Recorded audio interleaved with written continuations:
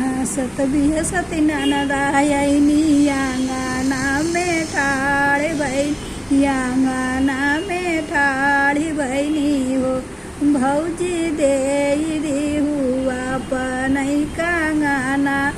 भतीजवा न्यौछावर भतीजा वा बधावरी हो काऊ कहिए ननदी कहा तैसर मिला गई तैसर मिला गई हो ननदी कंगना तले गली मुसड़िया कंगनवा कैसे दे कंगन कैसे दे न हो दुआरे से ससुर ऐन कोख तैका कारत ऐन कोख तैका कारत ऐन हो बहुअर दे गलाया पनो कंगनवा बेटियावा ससुराई तीन बेटियावा दुलाराई तीनी हो बहुअर दे गलाया पनई कंगनवा बेटियावा ससुराई तीन बेटियावा दुलाराई तीन हो ससुर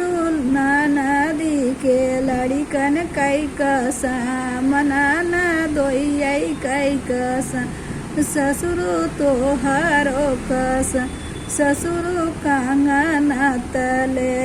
गले मुसड़िया कंगनवा कैसे दे कंगनवा कैसे दे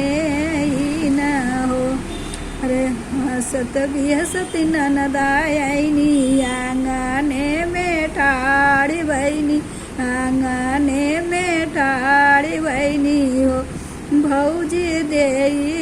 हुआ पनई कंगनवा भतीजवई ने वचावर भतीजा वही बधावरी हो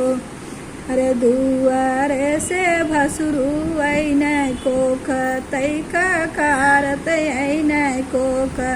इका कारत ऐन हो छोटी दे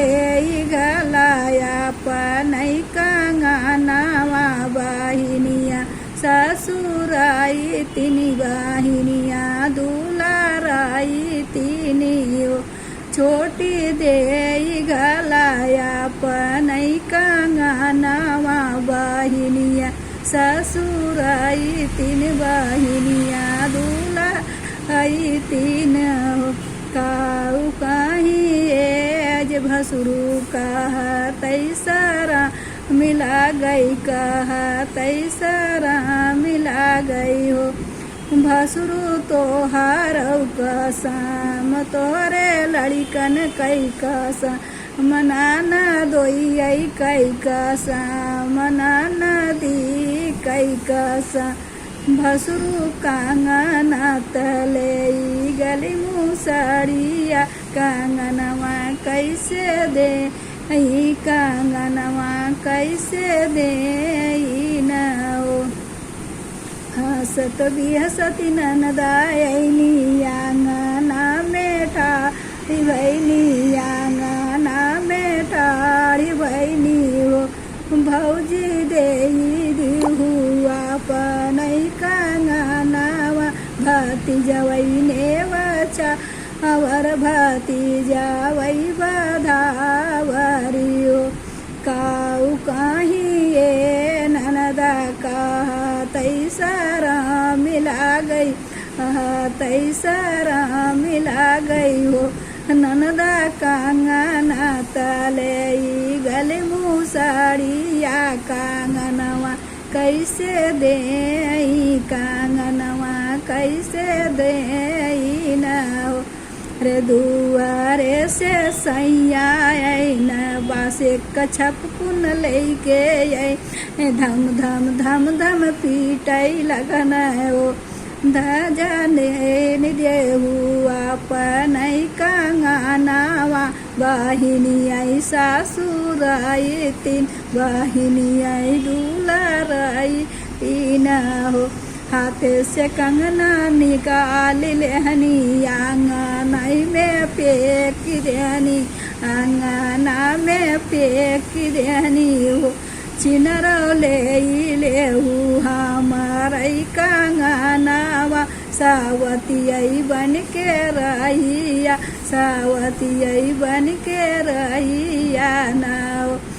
अरे कंगना से कंगना ना दिया उठा हनी, चमक चुमक नाचै लगनी हो। न भौजी भल की हुदी कंगना,